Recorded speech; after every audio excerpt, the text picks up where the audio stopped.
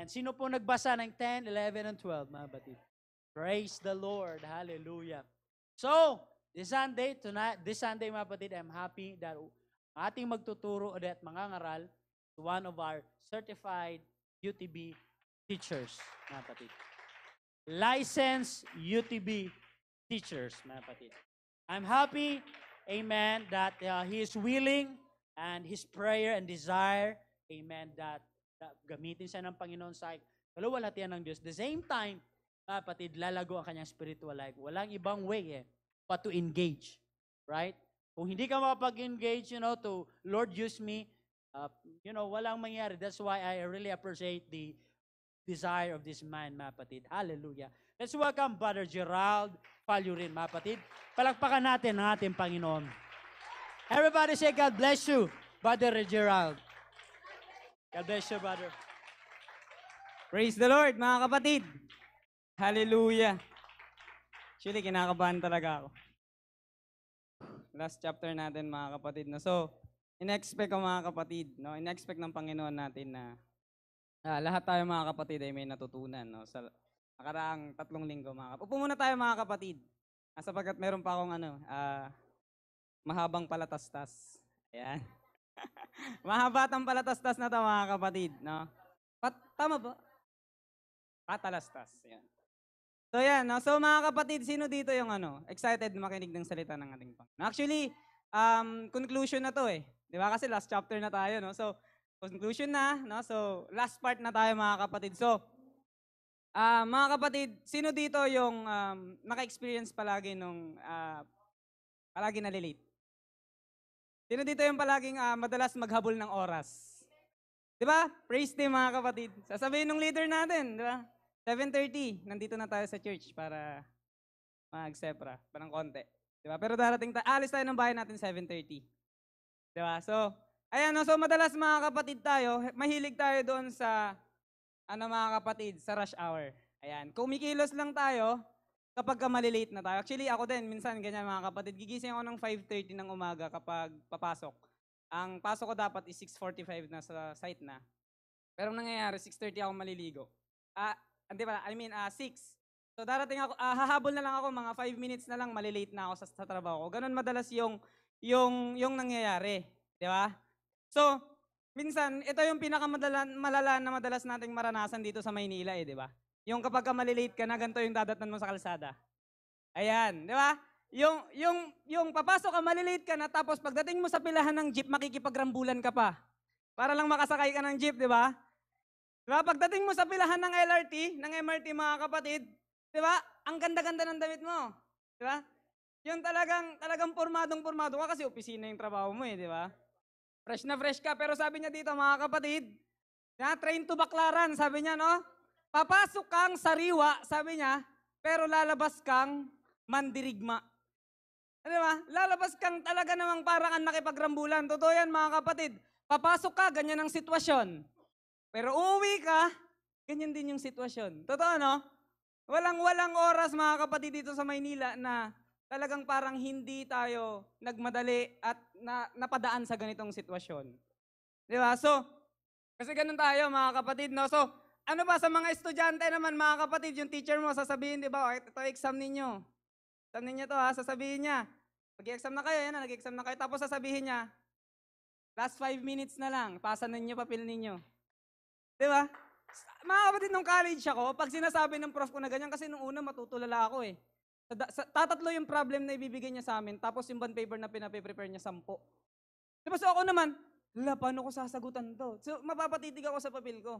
Tapos marirealize ko na lang, konti na lang, malapit na palang matapos yung oras. So ako magkakaraming ako talagang pipilitin kong sagutan. So ganyan tayo, no? Mahilig tayo, mga kapatid, kumilos ng mabilisan kapag malilate na tayo. Di ba? Mahilig tayo, mga kapatid, kumilos lang kapag alam natin na talagang huli na yung lahat. Di ba? Ganyan yung Pilipino. Yun, di ba? Sabi nila, Filipino time.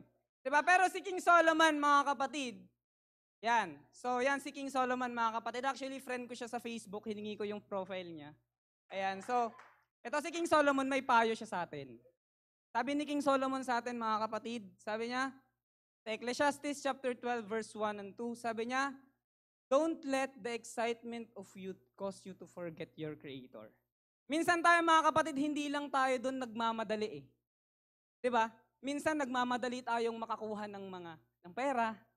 Nagmamadali tayo na, o 'di ba sasabihin nung kamag-anak mo, oh, Gerald, 28 ka na, 27 ka na, bakit wala ka pang asawa? Ano ba? Bakit? Late na. Baka hindi ka na magkaanak niyan. Baka, tignan mo ha, pagdating mo ng 50, yung anak mo bata pa. Diba ganyan yung mga tao, palagi nilang sinasabi na late ka na. Diba minsan ba ganito? Diba sa Facebook may nakikita tayo, sasabihin nila, oh, 27 years old, may Mio at 5,000 sa wallet. Ikaw. Diba? Ganyan yung tao, pinipilit nilang iniimpo sa atin na dapat nagmamadali tayong habulin yung victory. Nagmamadaling habulin, mga kapatid, yung success. Diba? Pero sabi ni King Solomon, mga kapatid sa atin, don't let the excitement of your youth to forget your Creator. So mga kapatid, bago tayo magsimula, tayo tayo mga kapatid sa pagpipray mga kapatid ng salita ng ating Panginoon. Ini-invite ko mga kapatid si Pastor Jan na mag-pray. Panginoon, salamat po sa pagkakataon na amin pong pagbulay-bulayan at amin pong, amen, pakinggan yung salita. Patid namin, o Diyos, na sariwain at linisin mo ang aming puso at isipan. Amen, na kami magiging karapat-dapat na tanggapin yung salita, o God. Panginoon God, ikaw po, o Lord, magpalakas. Amen, sa mga nakikinig at gayon din sa iyong tagaturo at tagapangaral. Dalangin ko, O Diyos, iyong punasan, Panginoon. Hallelujah. Ikaw po, O Diyos, magsaway sa anumang, Panginoon, gawain ng kaaway. At ikaw po, O Lord, magbigay sa amin, amen, na yung salita na kung na iyong pong pasya at iyong pong nais, Panginoon God, at hindi ayon sa amin pong gusto, nais, Panginoon. Lord, ikaw maluwalhati at ikaw sa iyo lamang kapurihan. Sa pangalan ni Jesus Christ. Amen. Praise God. Palakpakan natin ang Panginoon, mga kapatid. Ayan, so maaari na tayong makaupo, praise God. So sabi niya dito, mga kapatid, sabi ni King Solomon sa atin, don't let the excitement of youth cause you to forget your Creator. Na minsan, mga kapatid, no, ano ba tong mga excitement na to na tinutukoy ni King Solomon? No, ano ba to? Ito madalas, mga kapatid, yung career natin, di ba? Yung pag-aaral natin, yung ating mga kapatid, trabaho, una sa lahat, no? Na minsan, mga kapatid, no, sa sobrang busy natin sa pagtatrabaho, nakakalimutan natin yung ating Diyos. Di ba? Sabi niya dito, huwag mong hayaan na yung mga bagay na yan. No, yung pangarap mo, especially mga kapatid, yung plano mo sa buhay mo, yung maging dahilan na makalimutan mo yung Creator mo. Sabi niya dito, honor Him in your youth before you grow old and say life is not pleasant anymore. Sino dito mga kapatid yung madalas magsabi na sasabihin ng mga bata ganito, si brother ganito na lang kasi siya yung mas matanda. Sila na lang pastor yung gamitin mo kasi sila yung mas malakas, sila yung mas magaling eh. Di ba? Tapos sasabihin naman itong mga matatanda, Brad, sana meron din akong ganyang panahon pa at lakas para makagawa sa gawain ng Panginoon. Yung talagang ubong-ubo ka na, yung talagang pipirma na lang yung kung sino yung huling pipirma, tegi na. Di ba? Ganun tayo, lagi tayo nagbabatuhan nung responsibility or nung gawain natin sa ating Panginoon. Ituturo tayo ng mga bata, tapos tayo naman ituturo natin yung mga matatanda. Diba ganun tayo mga kapatid? Lagi tayong nagtuturo. Pero sabi niya dito, huwag mong hayaan. Sabi niya, i-honor mo yung iyong Panginoon bago ka tumanda. Diba bago pa manghina yung mga tuhod mo at hindi ka na makapaglakad para mag-evangelism. Diba? Para mag-share ng salita ng ating Panginoon. Diba sabi niya dito, remember Him before the light of the sun and moon and stars is dim to your old eyes and rain continually darken your sky. Now, kailan ba tayo maglilingkod sa ating Panginoon kung kailan ba hinang-hina na tayo? Diba? Kailan ba natin ibibigay yung buong kalakasan natin sa Panginoon kapag hindi na natin kaya? Diba? Madalas ganyan tayo mga kapatid. Now, sinong nagsasabing hindi siya ganyan? Diba? Hindi natin yan aaminin, syempre. Diba? Hindi natin gustong umamin, mga kapatid. No, pero ito si King Solomon, no? Paano ba niya nasabi yung mga ganitong bagay? Ayan, di ba? So, nakaraang linggo na pag-aralan natin kung sino si King Solomon. Sino si King Solomon, mga kapatid? Sino siya? Who is King Solomon in the Bible? Oy, parang walang natutunan. Sino si King Solomon in the Bible? Yan. Siya ang wisest man. Yan. Siya ang pinakamatalinong tao, pinakamatalinong naging hari ng Israel. Si King Solomon, mga kapatid, ayan, siya po ay batang-bata nung naging hari yan. Sabi ng mga komentary, 20 years old pa lang siya nung naging king siya. Ayan, so anak siya ni King David, mga kapatid, sa kanyang asawa na si Bathsheba. Diba? Naalala natin, sabi ni Brother Angel, mga kapatid, anak siya ni King David. So yan, no? So si King Solomon, mga kapatid, nung bata siya, siyempre parang ganito lang yan eh. Diba? So si Brother Angel, diba? Gagraduate siya ng college, diba? So kunyari 20 years old. Ayan, tapos pagka-graduate niya, sasabihin nung boss niya, gusto ko maging manager ka na. Sinong hindi kakabahan, di ba? Marunong ka bang mag-manage, agad-agad manager ka na. Di ba? Parang napakahirap, mga kapatid, sa part ni King Solomon na ipamunuan yung kanyang buong yung kaharian na yan. Kasi batang-bata pa siya. Kahit sino naman, kahit naman ako nung bagong graduate ako, talagang kinakabahan ako. Di ba? So, ayan, so si King Solomon, mga kapatid, sabi doon sa, kung alam natin, sa 1 Kings chapter 3, doon, mga kapatid, na nung time na nanalangin siya, no? Pumunta siya sa isang temple o sa isang lugar, mga kapatid, at doon siya nakatagpo ang Panginoon. Ayan, at sabi ng Panginoon sa kanya, Solomon, kung bibigyan kita ng isang bagay, no? Ano yung gusto mo? At ano yung hiningi ni King Solomon? Wisdom to govern his people. Or yung buong kaharian, mga kapatid. Yun yung hiningi niya. Hindi siya humingi, mga kapatid, ng kayamanan. Hindi siya humingi ng kasikatang hinahabol-habol natin. Hindi siya humingi, mga kapatid, ng napakaraming sundalo para talunin ang lahat ng mga kalaban niya sa paligid niya. Pero ang hiningi niya, sabi niya sa Panginoon, Lord, bigyan mo ako ng talino para mapamunuan ko yung kaharian mo. No? Yung kingdom na ito, mga kapatid.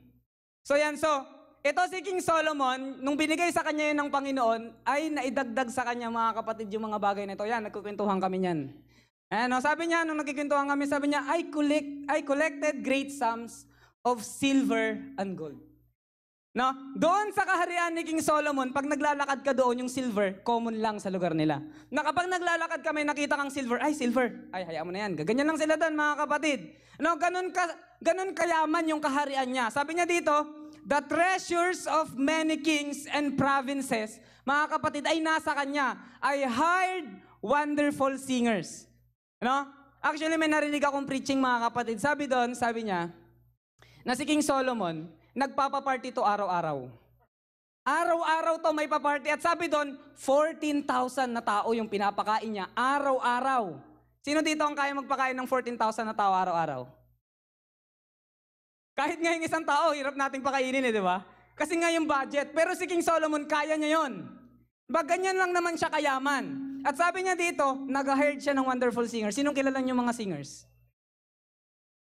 Pinupuntahan siya ng live, mga kapatid. Sino ba itong mga singers na to? Ayan na, mga kapatid. Araw-araw, mga kapatid, bago yung singers, nagpo-perform sa kanya. Ganun lang naman yung yaman niya, mga kapatid. At sabi niya, both men and women, sabi niya dito, bumibili rin siya niyan, mga kapatid. At dito sabi niya, marami akong beautiful concubines. Ayan, mga babae. Ayan, di ba? No? Yung mga kalalakihang desire magka-jowa, no? Ayan, so sabi dito, mga kapatid, si King Solomon, bago mo pa pangarapin, marami na siya niyan. Di ba? Ilan ang asawa niya? 700, mga kapatid, 300 yung kabit. Kung ako to, mga kapatid, si King Solomon, i-schedule ko yan, sa isang araw. Di ba? So ganito ang mangyayari. Every 3 years, bago ko mapuntahan yung pinakauna. Di ba? At kung merong pangalan doon is Anna or Grace or ilang Grace yung meron doon? Grace 1, Grace 2, Grace 3. 23 lang, ilan ba yung alphabet, mga kapatid? 26 lang yung alphabet, mauubusan tayo. Diba? Kaya napakahirap, mga kapatid, kay King Solomon siguro, pero matalino eh. No, siguro pag nasa lubong niya to, hindi na to naninibago, asawa ko to. Diba? Ganyan yan, no?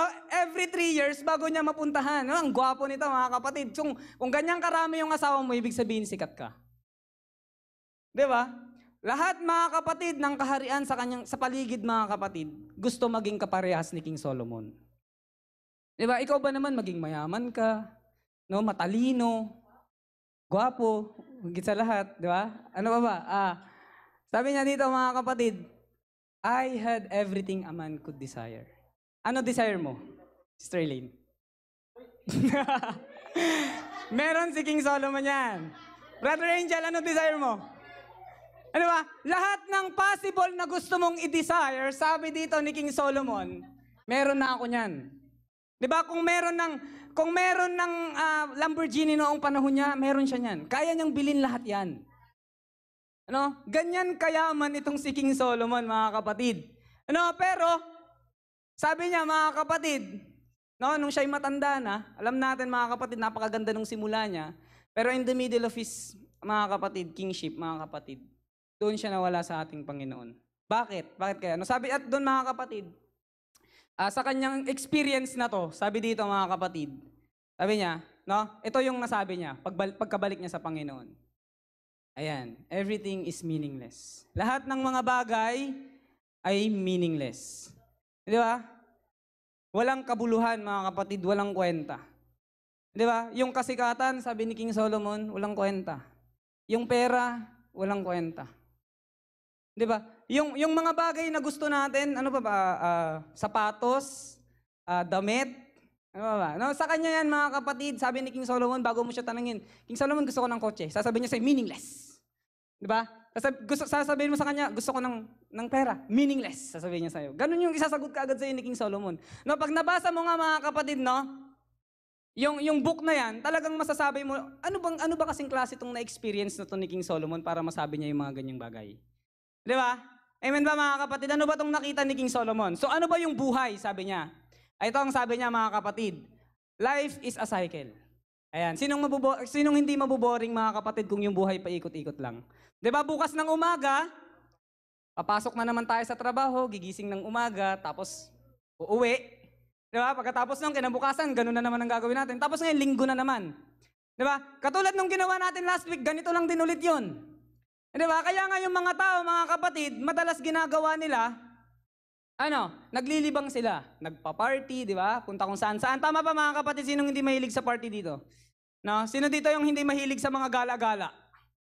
Di ba? Gustong-gusto nating libangin yung sarili natin. Tama, no? Kasi, mga kapatid, sabi niya dito, that which, sabi niya sa Ecclesiastes 1:9, sabi niya, that which has been is that which will be, and that which has been done is that which will be done. Sabi niya, so there is nothing new under the sun. Na walang bago. Paulit-ulit lang. Actually, sabi pa nung iba, mga kapatid, kahit yung mga style lang pananamit natin, style na rin ang pananamit ito noong unang panahon pa. Di ba, pormahan na nila yung iba dito, inuulit-ulit lang natin. Di ba? Ganun yung buhay cycle, mga kapatid, na kumbaga parang paulit-ulit lang. Ako nga, mga kapatid, no, yung kumbaga parang, ako minsan pag naisip ko, tapos na naman tong Sunday na to, papasok na naman ako bukas. Poproblemahin ko na naman yung problema dun sa trabaho na yun. Parang ganun yung lagi kong mga kapatid so parang, minsan kapag paulit-ulit yung mga bagay na ginagawa natin, nawawalan tayo ng motivation para gawin yung isang bagay. Tama, no? So si King Solomon, mga kapatid, nakita nitong taong to, na yung buhay ng mga tao sa mundo is paikot-ikot lang. Amen ba, mga kapatid? Praise God. So palakpakan muna natin ang Panginoon, no? Parang inaantok na yata tayo. So pasensya na, mga kapatid, medyo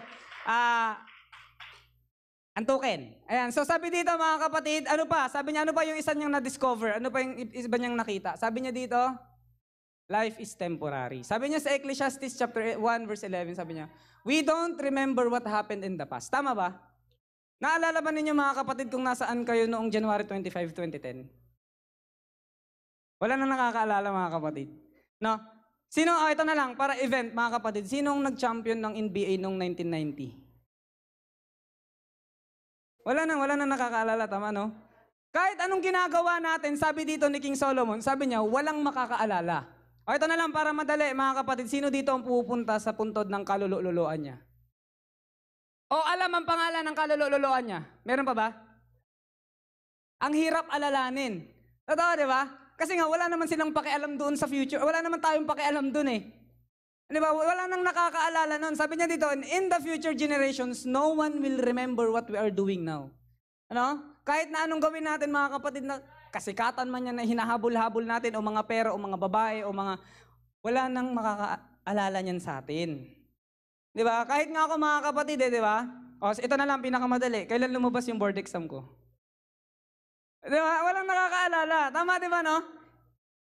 Ganun yung kwan ng tao, di ba? So kumbaga, mga kapatid, yung mga bagay na hinahabol natin, masaya tayo pagkakuha natin yan.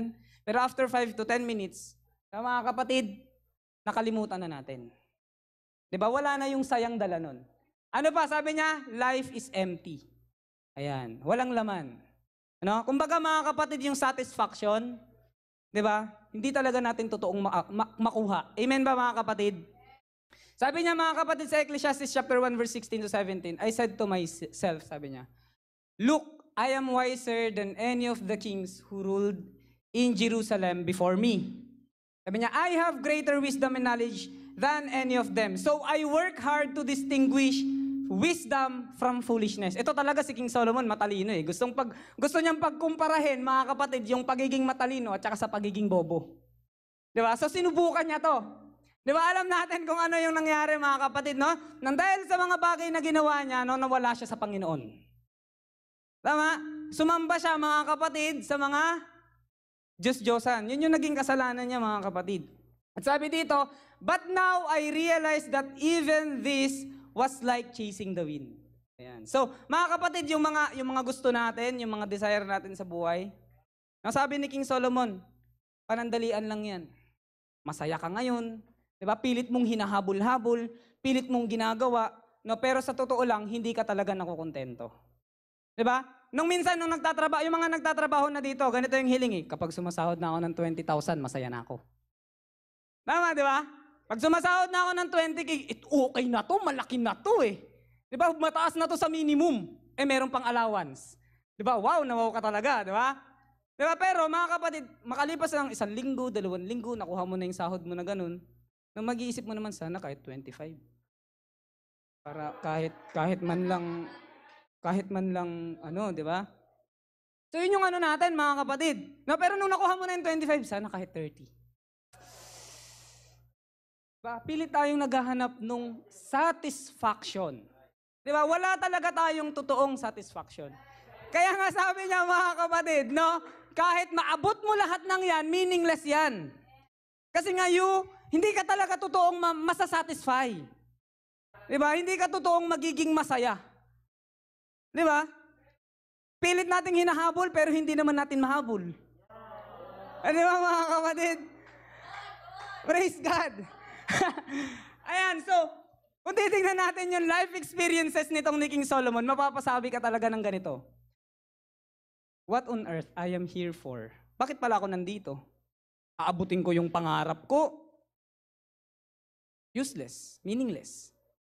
Gusto kong maging mayaman? Meaningless.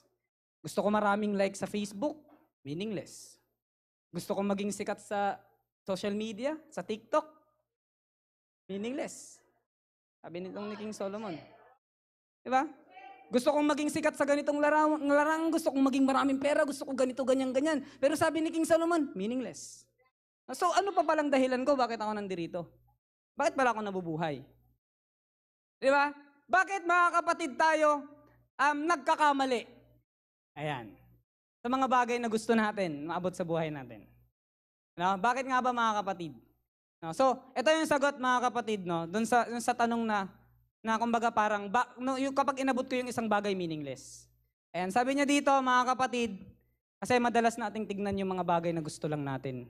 Hindi yung mga bagay na gusto ng Panginoon natin. Di ba, madalas sinasabi natin, gusto kong maging sikat sa ganito, gusto kong maging mayaman, pero isinama mo ba ang Panginoon sa plano mo? Di ba? Sabi nung mga self-help book, sabi nila, consider your dreams. Focus on your goals. Di ba? Ganyan yung mga kanon eh. Di ba? Actually, mga kapatid ako, I believe in, sabi nila dito, law of attraction. I believe in that, mga kapatid. Pero doing things without God in the picture, mga kapatid, that is meaningless. No? Mangarap ka, mga kapatid, hindi mo isasama ang Panginoon, meaningless. Ano? Bago mo tingnan, mga kapatid, yung iyong pangangailangan, no, unahin mo munang tanungin ang Panginoon kung ano ba yung gusto niya sa buhay mo. Di ba? Kasi even King Solomon, mga kapatid, did this. Ginawa niya to. Ito yung sabi niya, mga kapatid. Oh? Ecclesiastes chapter 2, verse 1 to 11. Sabi niya, I said to myself. No? Sabi niya, let's look for the good things in life. Sabi niya, I decided to cheer myself with wine. Sabi niya, I hope to experience the only happiness most people find during their brief life in this world. Sabi niya, I tried to find meaning by building huge homes for myself architect ito, engineer din, mga kapatid. Sabi niya, I made gardens and parks. I built reservoirs, mga kapatid. I bought slaves. Sabi niya dito, I own great herds and flocks. I collected great silvers and golds. I hire wonderful singers. I have beautiful women. I had everything a man could desire. I. Diba? Ganyan tayo, mga kapatid. Ito yung gusto ko eh. Ito yung gusto kong gawin sa buhay ko. Pero mga kapatid, hindi natin madidefine yung ating buhay o yung plano ng Panginoon sa buhay natin kung titignan natin yung mga bagay na gusto lang natin at hindi yung kalooban ng ating Panginoon. Huwag mong alisin ang Panginoon dun sa litrato. Kasi hindi tayo, mga kapatid, nilikha para sa sarili natin. No, nilikha tayo para sa ating Panginoon. Amen, mga kapatid? So ito yung sabi niya, mga kapatid. 2 verse 11, sabi niya, but as I look at everything I had worked so hard. Pinagtrabahuhan ko to ng sobra-sobra. Ginawa ko lahat ng makakaya ko para dito to accomplish. Sabi niya, no? It was all, sabihin natin, mga kapatid, meaningless. No? Parang pinanghinaan na tayo, no? Parang naiisip natin, Lord, masama palang mangarap. Masama palang abutin yung ganito. Wrong, mga kapatid, hindi. No? Hindi masama ang mangarap. Hindi masama ang abutin ng mga pangarap mo, pero wag mong alisin ang Panginoon sa mga pangarap mo. Di ba? Una natin gawin yung kalooban ng Panginoon. Minsan, mga kapatid, pangarap nating yumaman, pangarap nating ganito, trabaho tayo ng trabaho, pero hindi nakakalimutan na nating maglingkod sa Panginoon. Di ba? Nakakalimutan na nating umattend ng Bible study. Pinaka-basic, mga kapatid, manood sa live, no? Sobrang busy natin, no? Minsan, nakakalimutan natin na Sunday na ngayon, di ba? No, Lord, next time na lang ako mag-church kasi meron pa akong ginagawa ngayon eh. Di ba nakakalungkot, mga kapatid? So sabi niya dito, like chasing the wind, there was nothing really worthwhile anywhere. Yun yung nakakalungkot, mga kapatid. No? Na kahit na anong tingin ni King Solomon sa mga bagay na na-achieve niya na. Kung meron kayong achievement na mas mataas sa achievement ni King Solomon, wala, mga kapatid. Meron ba kayong achievement na mas matindi pa sa kanya? Sabi niya dun sa kanyang mga naunang salita, mga kapatid, I have everything a man could ever desire. Meron na ako niyan. Di ba? So bago mo pahingin, bago mo pa mapangarap, mga kapatid, si King Solomon naranasan niya na yan. Di ba? Pero mga kapatid, sabi niya, magkatapos ng lahat ng mga bagay na yan, na-observe niya nung matanda na siya, ito yung sabi niya, no, walang kwenta. Di ba? Kasi mga kapatid, bakit walang kwenta? Ginawa niya yun in his own strength. No? Ginawa niya yun nang hindi siya umaasa sa kalooban ng Panginoon. Diba? Pilit niyang hinanap yung kaligayahan, yung satisfaction, mga kapatid, or yung meaning ng buhay niya sa pamamagitan ng mga kapatid, pagtatrabaho, paggawa ng mga bagay na hindi, kumbaga, mga kapatid, hinanap niya yung meaning ng buhay, hindi niya tinanong yung Diyos. Diba? Ganun tayo eh. Hinahanap natin yung significance natin, yung meaning ng buhay natin sa mga bagay na akala natin magpapasaya sa atin. Diba? So ayan, sabi, mga kapatid, dito nabasa ko to isang article, sabi niya dito, so ako na lang magbabasa, baka hindi mabasa. Sabi niya dito, everyone wants to be rich and famous. Tama? Sinong hindi? Diba, actually ako dati, mga kapatid, pangarap ko din yan eh. Diba? Pangarap ko din maging sikat, kahit ganito yung itsura natin. Jokes. Ayan, so sabi niya, mga kapatid, pangarap ko na maging sikat. So, everyone wants to be rich and famous. Pero after all, the rich and famous, sabi niya kasi dito, mga kapatid, sabi niya, sa bagay, kahit sino nga naman, sabi niya, after all, the rich and famous own the latest designer shoes and bags. Tama no, mga kapatid, yung mga latest na design, yung mga bagong-bagong mga magaganda, di ba? Yung mga, ano ba yung mga bag na yan? Louis Vuitton, Chanel, mga ganon. Basta yung mga ganyan, mga kapatid, kahit mga sapatos, yung mga Jordan, mga ganon. Di ba? Yung mga ganon yung, sino ba naman ang may ayaw? Tama, di ba, mga kapatid? Sino ba naman ng tao na ayaw ma-experience yung mga ganyang bagay? Diba? Walang tao na hindi papangarapin yung ganyang bagay. So sabi niya dito, sabi niya, and bags, the trendiest watches, ano ba yung mga relo na yun, mga mamahalin? Rolex na, mga kapatid, sino ba naman ang may ayaw? Ride in the best cars, and sabi niya, dine in the finest restaurant. Meron nga, mga kapatid, na restaurant na pinakamahal, ipapareserve mo pa. No, mga 5 tao, 10 tao lang yung pwede doon sa loob. At napakaganda talaga niya, nakita ko yun sa internet, mga kapatid. Sabi niya, they also get the VIP treatment whether they go and have numerous connections making them very influential. Diba? So, pag naabot mo nga naman yung mga ganyan, di ba, very influential ka na. Sino ang pinakamayamang tao? Di na, pastor. Sino, ano na? Si Elon Musk na. Diba? Because of his riches na meron siya, kilalang kilala siya. Because of his accomplishment, kilalang kilala siya. But we don't know, mga kapatid, if talagang satisfied siya sa buhay niya. Diba? Sabi niya dito, but being rich and famous doesn't always guarantee happiness. Totoo, di ba? Or a truly rich life. Sabi niya, there are many rich and famous people who suffer from depression. Diba? Kung sino pa yung mga mayayaman, sila pa yung madalas nakakaranas ng depression na yan. Diba? At sabi niya dito, some even commit suicide, which was surprising since they seem to have it all. Diba? Parang sabi niya, mga kapatid, nandudun na sa kanya lahat eh. Diba? May pera na siya, may kotse na siya, may jowa na siya. Diba? So, mga kapatid, kung titignan mo, nasa kanya na lahat, pero bakit magkukumit pa ng suicide? Diba kasi mga kapatid, talagang hindi tayo nasa-satisfy. Diba? Pilit nating hinahanap yung satisfaction, pero hindi natin alam, mga kapatid, nasa Panginoon yung satisfaction. Diba? So, sabi niya, mga kapatid, actually ako, mga kapatid, nung isang araw, nagbabasa talaga ako kung sino yung mga madalas mag-commit ng suicide. Tapos nakita ko doon yung mga pangalan, kung hindi artista, mayayamang tao, mga champion, sa mga larangang pinili nila. Diba? Pero bakit nauwi sa pagpapakamatay? Diba? Nauwi sa pag-ibig. Thank you, Lord. Sabi niya dito, mga kapatid, which is, sabi niya katulad dito, just last year, award-winning fashion designer Kate, ganito, sabi niya, Spade, and world-famous chef, author, and TV star Anthony, Bourdain, committed suicide. So habang binabasa ko yan, so parang naisip ko, dati pinapangarap ko yung ganito, pero minsan parang mas masaya pa pala maging simple lang. Diba? Parang mas maganda pa na simple lang, pero kasama ko ang Panginoon. Diba actually mga kapatid, totoo eh, kapag once na nabibili mo na yung lahat ng bagay, kaya na nung pera mo yung actually mga kapatid, ganito yung pangarap ko noon, sabi ko sa klase ko, bro, pag engineer na tayo, balang araw, yung mga damit yan sa, sa store na yan, ganito lang gagawin natin dyan. Hindi natin kailangan tignan yung mga presyo niyan. Kunin na lang natin yan eh. Yung sapatos na, uy, ganda nito ah. Kasi kaya na nung pera eh, kaya na nung, diba? Ganyan yung pangarap ko mga kapatid. Pero sa totoo lang mga kapatid, sabi dito, no? Yung pagiging mayaman, sabi niya, hindi talaga yung ginagaranti na magiging masaya talaga. Diba? Pag nabili mo, actually mga kapatid, pag meron ka na nung lahat ng bagay na yun, ito yung sabi ng isang mayamang tao. Dala natin yan, si Pierre Ariya ng ibig. Sabi niya dito mga kapatid, basahin na lang natin dito. Dito. Medyo maliit. Medyo maliit na.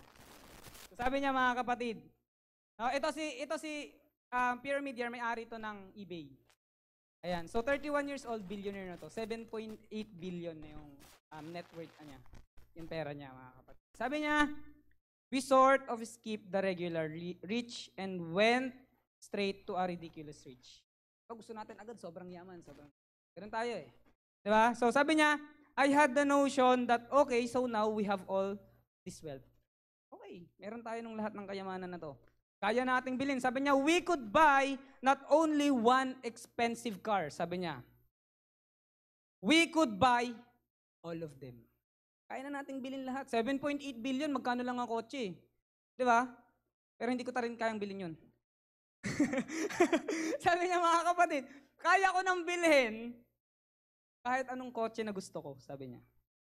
Pero sabi niya dito mga kapatid, as soon as you realize that you could buy all of them, then none of them are particularly interesting or satisfying. Pag nare-realize mo na yung sarili mo na kaya mo nang bilhin lahat, hindi na nakakasatisfy. Hindi ka na masaya, naghahanap ka na ng mas mahal, naghahanap ka na ng mas maganda, naghahanap ka na ng ganito. Kasi kaya mo nang bilhin lahat eh. 'Di ba? Actually, meron nga ako napapanood na anime eh. Yan, One Punch Man, ayan. Sobrang lakas niya 'to. 'Di ba? Pero sobrang bored siya sa buhay niya. Kasi walang makatalo sa kanya eh. Wala nang excitement. No, wala na yung ikaw ba naman isang suntok na lang basag na yung kalaban mo. Diba, sasabog na yung kalaban mo. Sino magi-enjoy, 'di ba? Superman nga nabubugbog din eh. Pero siya hindi. No? So ito, kung titingnan mo tong taong to, sabi niya, siya nakaka-enjoy. Sa'yo na lahat. Diba? So mga kapatid, ayan, balik tayo doon sa sinabi ni King Solomon. Balik tayo doon sa sinabi niya. As I look at everything. Diba? Katulad ng mga naunang tao, tignan nila yung mga bagay na meron sila. Diba? Sabi niya, I had worked so hard to accomplish. Pinaghirapan ko lahat ng yan. Pero, tulad ni King Solomon, sabi niya, it is all so meaningless. Grabe no, mga kapatid. So kung titingnan natin parang, Brother Gerald, parang sinabi mo naman na huwag na tayong mangarap. Parang sinabi mo naman na huwag na tayong mag-achieve. No, hindi ko sinabi mga kapatid. Those are actually good things, mga kapatid. Magaganda yung mga ganung bagay.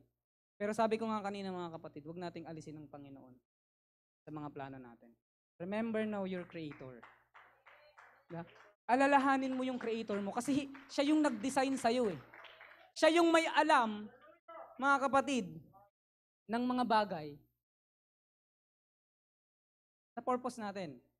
Diba bakit, mga kapatid? Sabi mga kapatid, the Creator has the absolute solitary right to define the purpose of what He has created, mga. No, hindi ko pwedeng i-define si Brother Jasper. Diba? Kasi ang Panginoon ang nag-create sa kanya. Hindi ko pwedeng sabihin na, brother, ito plano, ito ang design, ito yung ano mo, diba? Purpose mo sa buhay. Hindi ko pwedeng sabihin yung kasi hindi ko siya create. No, hindi rin natin yan pwedeng sabihin sa sarili natin na ito yung dapat na gawin mo, ito yung dapat na ganito, ito yung... Kasi create ka ng Panginoon. Siya lang yung makakapag-define sa'yo. Diba? The best example is this, mga kapatid. Ano to? Sinong makakapagsabi sa akin ng kung ano yan? O anong klaseng machine yan? Ano ba? Wala kahit isa sa atin, mga kapatid, yung makakapag-define yan. Only the creator of that thing. Diba? Sino nag-invento niyan, mga kapatid? Nikola Tesla, alternating motor. Diba? AC motor, mga kapatid. At itong si Nikola Tesla, iniwan niya yung mga diagram. Diba? Yung mga nakasulat kung paano gagana yung kanyang invention. Diba? Kumbaga mga kapatid, merong silang, ang tawag doon yung pag bumibili tayo ng cellphone, yun nasa loob. Manual. Ayan, iniiwan naman ng mga inventor yung kanilang manual. Di ba? Para tayong mga gagamit, hindi rin naman tayo mahirapan. Di ba? Kasi pag hindi natin binasa yung manual, mga kapatid, baka mahirapan tayong gamitin. Di ba? Kasi minsan ganito tayo bibili ng cellphone, sino dito yung bumili ng cellphone nagbabasa ng manual? Di ba? Yung makikita mo. Di ba? Hindi mo bibili ng TV. Bibili ng TV. Ang ganda ng TV, di ba? Ganda-ganda ng TV. Tapos may manual. Di ba? Hindi binasa, tinapon, tapon mo na yun. Wala namang kwenta yan eh. Di ba? Tapos nung binuksan yung TV, Chinese yung nandoon. Paano mo ngayon ito troubleshoot? Paano mo ngayon bubuksan? Ngayon, nahanapin mo yung manual. Asan yung manual natin? Di ba? Wala na, tinapon na. Paano mo ngayon bubuksan? Paano mo ngayon ito troubleshoot? Paano mo ngayon naayusin? Wala na yung manual. Diba? Ugali talaga kasi nating mga Pilipino yan, mga kapatid, na gumagamit ng mga bagay na hindi natin binabasa yung manual. Kasi magagaling tayo eh. Diba? Magagaling tayo, mga kapatid. Sinong magsasabi na hindi tayo magagaling? Actually, ako tong cellphone na gamit ko, hindi ko rin binasa yung manual niyan. Diba? So yan, mayroon din example, mga kapatid, na isa pa. So ito, nakita ko sa internet tong example na to. Sino nakakaalam dito ng paperclip? Sa paperclip to, di ba? So, maliit lang talaga kasi mga kapatid yung paperclip. Tama na mga kapatid. Ano ang gamit ng paperclip? Tama, wow, ang tatalino, grabe. Hallelujah! Purihin natin ang Panginoon, mga kapatid. Praise God, no? So, ang gamit ng paperclip, mga kapatid, ay mag-clip ng paper. Diba? Very basic, mga kapatid, kahit hindi magbasa ng manual. Di ba, no? Pero mga kapatid, ano yung madalas na gamit natin dito? Pag mayroon tayong interview, natin. Diba ano pa? Diba? Pantusok, bubuksan natin yung pinto. Mga, diba? Diba? Sa cellphone, ginagamit din natin to pantanggal ng ano kapag wala yung ring, diba? So, diba, ano ba? Napakaraming ginagawa natin dito, pangkulikot ng kung ano-ano, diba? Ayan, toothpick. Wow, grabe, pinag-toothpick yung sakit na ito pag ginamit mong toothpick. Diba? Baka imbes na matanggal yung tinga, magdugo yung bibig mo. Di ba? So, titignan natin mga kapatid, makakapag-clip pa ba ng paper to? Magagamit pa ba natin to sa original niyang design? Magagamit pa ba natin to mga kapatid? Sa dapat niyang kagamitan, pag gagamitin na natin siya sa paper. Hindi na. Diba kasi pinangunahan natin yung talagang gamit niya. Ganyan tayo madalas mga kapatid. No? Tayo ng mga tao, pinangungunahan natin yung Diyos natin. Ay hindi natin binabasa yung kanyang manual. Ayan, di ba? At dahil doon, nagkakamali tayo ng paggamit na misuse natin yung isang bagay. Di ba? Pag na-misuse natin, ano pa minsan ang ginagawa natin? Inaabuso natin. Di ba? Inaabuso natin yung mga sarili natin. At ang kahuli-huli ang mangyayari dyan, mga kapatid, magiging useless na. Di ba gaano karaming mga buhay, mga kapatid, yung nasa labas ngayon? Di ba na useless na yung buhay? Mga nagpapakamatay, mga nagda-drugs, mga nasa rehab na, mga wala nang pag-asa, sabi nga nila, di ba? Pero naniniwala ako mga kapatid, may pag-asa.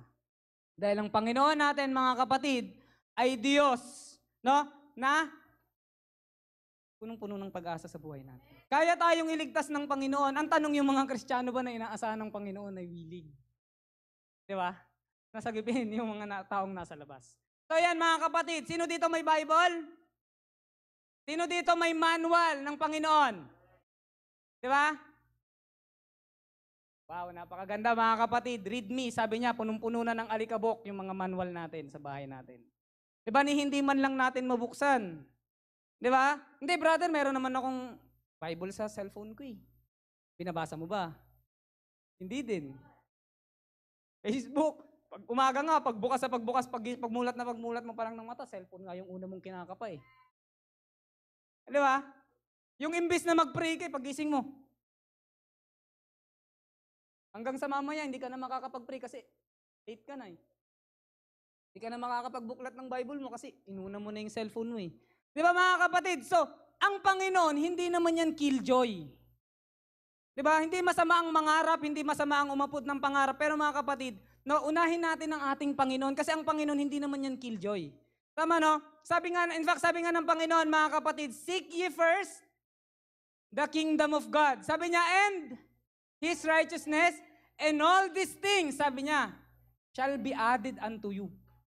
Diba? Ang Panginoon, iniwan niya sa iyo yung manual niya para alam natin yung purpose ng buhay natin, para alam natin yung meaning ng buhay natin, alam natin kung saan natin mahanap yung true satisfaction. Diba? Pero ang nakakalungkot, sabi ko nga mga kapatid, hindi talaga natin inuuna ang ating Panginoon. Late nga tayong dumarating eh. Diba? Darating nga tayo dito sa church, tapos na yung devotion eh. Diba? Darating nga tayo dito mga kapatid, preaching na lang eh. Diba? Inuna ba natin ang Panginoon sa ganung bagay mga kapatid? Kung titingnan natin mga kapatid, ang Panginoon, sabi ko niya ito yung sabi ng Panginoon, mga anak, 7 o'clock, the morning, gusto ko nandito kayo para salubungin yung presensya ko. Diba? Pero dahil nga very common na itong pag-church, very common na yung ginagawa natin dito. Hintayin na lang natin yung preaching doon. Yun naman yung pinaka-importante. Yun naman yung pinaka-importante na malaman natin mga kapatid, yung preaching na. Pero which is wrong mga kapatid, ang gawain ng Panginoon, importante mula una hanggang matapos. Di ba mga kapatid? So, sabi ng Panginoon, unahin natin siya. Di ba kung may mga interview nga tayo na pinupuntahan, ayaw natin yung nalilate tayo eh. Di ba sabi ng employer, 11 o'clock dapat nandito ka na, pero alas 8 pa lang nandun ka na sa gate. Kasi nga ayaw mong malate. Di ba ayaw nating malate doon sa interview natin, ayaw nating malate doon sa business meeting natin. Kasi ayaw nating mapahiya tayo doon sa kausap natin. Pero sa Panginoon, hindi tayo nahihiya. Di ba after everything na binigay sa atin ng Panginoon sa buhay natin, hindi talaga tayo nagkaroon ng gratitude. Hindi talaga natin inuna ang Panginoon. Di ba? Alam ba natin mga kapatid kung bakit walang idinadagdag ang Diyos sa atin? Kasi ito palang bagsak na tayo eh. Diyan palang bagsak na tayo mga kapatid. Di ba? Ang dami nating dahilan kasi brother kasi magpaplantsa pa ako eh. Dahilan ko rin yan eh. Di ba? Brother kasi inaayos ko pa yung mga bata eh. Kailangan, diba? Siyempre, mga damit nila, mga baon nila. Di ba? Kaya walang idinadagdag ang Panginoon sa atin. Di ba? Pwede naman, sabi nga ni Kuya Duy, pwede naman natin gawin yan ng gabi. Pwede mo nang i-prepare lahat ng gamit mo gabi pa lang. Para pagdating ng Sunday, lakad ka na lang. Di ba? Kasi ayaw sana nating mapahiya sa ating Panginoon. Ayaw sana nating paghintayin yung presensya ng Panginoon. Kaya huwag kang magugulat kung bakit hindi mo maramdaman yung presensya ng Diyos. Kasi hindi mo naman talaga siya totoong sinik. Hindi mo naman kasi siya totoong hinabol. Hindi mo naman kasi siya totoong hinanap. Di ba? Yun yung nakakalungkot mga kapatid. I don't know your reasons or kung ano yung excuses natin mga kapatid. No, na hindi natin nauuna ang Panginoon sa buhay natin. Pero ito yung pinakamaganda. Ito sinento ni Pastor sa GC natin eh. Sabi niya, Ecclesiastes 11:4, says, if you wait until the wind and the weather are just right. Kung hihintayin mo yung tamang panahon, walang tamang panahon. No, sabi niya dito, you will never plant anything and never harvest anything. No, so mga kapatid, yung paglilingkod sa Panginoon, yung tamang araw ng paglilingkod sa Panginoon, ngayon yun. Ngayon yung tamang panahon para magdesisyon tayo mga kapatid, na magsimula na gawin kung ano yung purpose ng Diyos sa buhay natin. Yung layunin ng Panginoon sa buhay natin. Hindi yan bukas, hindi sa susunod na araw, kung hindi ngayon. Di ba? Isama natin ang Panginoon sa mga pangarap natin. Isama natin ang Diyos sa mga plano natin sa buhay. Kasi ang Panginoon yung magbibigay ng totoong satisfaction sa atin, mga kapatid. Praise God. So ito mga kapatid, bilang conclusion, alam ko ito na yung hinihintay natin, mga kapatid. Let us hear the conclusion of the whole matter. Praise God. Pakinggan nating lahat to mga kapatid kasi importante to. Fear God and keep His commandments. Utos ba ng Panginoon na tayo ay sumamba sa Kanya? I-keep natin yung ganitong gawain. Actually, sabi ng Panginoon sa Hebrews chapter 10:25, I think sabi niya doon, na wag nating hayaan na mapalagpas natin yung mga ganitong pagtitipon-tipon. Di ba? Kasi dito tayo magpapalakasan, alam nating malapit. Ngayong alam nating malapit nang bumalik ang Diyos. Di ba ngayon nga mga kapatid, dami nang actually mga kapatid, ngayon lang yung panahon na nahirapan tayo sa pagsisimba. Di ba? Pero napakaraming lugar mga kapatid na sa ibang lugar, halimbawa sa ibang bansa, Saudi, ganyan, yung mga nag-church doon, mga kapatid, nag-uusap-usap lang sila, nagkikwentuhan lang sila. Kasi bawal banggitin yung Bible. Bawal banggitin yung ganito, bawal banggitin yung ganyan sa salita ng Panginoon. Pero tayo mga kapatid, nasa atin na yung lahat ng rights eh. Di ba? Christian nation tayo, pero dahil nga sa sobrang luwag, tayo rin yung talagang, di ba? Kumbaga mga kapatid, yung grace ng Panginoon, yung amazing grace ng Panginoon sa buhay natin, kumbaga parang nawalan na ng lasa. Diba, gaano kakainit nung unang-unang beses mong nakilala ang Panginoon? Gaano ka-excited no? Dati nga, no? Lunes pa lang, gusto mo linggo na eh. Diba, nung new convert ka? Pauwi pa nga lang eh. Gusto mo, tumira na sa simbahan eh. Kasi hindi ganun ka-excited sa gawain ng Panginoon. Pero sabi niya dito mga kapatid, no, i-keep natin yung commandment ng Panginoon, yung mga utos ng Panginoon. Kasi sabi niya mga kapatid, for this is the whole duty of man. Yan yung buong trabaho natin. Yung buong duty natin mga kapatid. Sabi niya dito, for God shall bring every work into judgment. Inuna mo yung career mo, dadalhin niya ng Panginoon sa judgment. Inuna mo yung pambababae mo, naghahanap mo ng liligawan, naghahanap mo ng chicks, dadalhin ng Panginoon yun sa judgment. Diba? Sabi niya dito, with every secret thing. Ayan, yung mga nakakatakot na bagay doon, yung mga sikreto. Whether it be good or whether it be evil. Haharap tayong lahat sa Panginoon. Diba? Gusto ba nating humarap sa Panginoon, mga kapatid, na hindi man lang natin masabi sa Panginoon, Lord, ito yung... Actually, ako nga minsan nasabi ko eh. Siguro kapag judgment day na, hindi na ako magsasalita eh. Kasi sa takot ko eh. Kasi alam ng Panginoon yung buhay ko. Alam ng Panginoon yung sarili ko. Nakikita tayo ng Panginoon natin. Diba? Nakikita ng Panginoon yung mga puso natin. Pwede nating sabihin kay pastor na, pastor kasi ganito eh. Pastor kasi ganyan eh. Diba? Pero mga kapatid sa Panginoon, hindi tayo makakapagdahilan. Diba? Marahil, no, sa pagpinakinggan natin yung dahilan mo, yung mga reasoning mo, talaga namang napakaganda sa taenga. Diba? Pero sa Panginoon, ay hindi kailanman magiging katanggap-tanggap. Diba? So ito mga kapatid. So, remember now your Creator. Yan. Alalahanin natin ngayon yung manlilikha natin. Diba kahit anong gawin nating paghahabol sa mga bagay-bagay na meron dito sa mundo. Sabi ko nga kanina, we will never be satisfied. Diba for example, ganito. Example lang si Brother Peng. Yan. Sabi ko sa kanya ganito. Peng, sa SM North, takbo ka. Takbo lang walang jeep.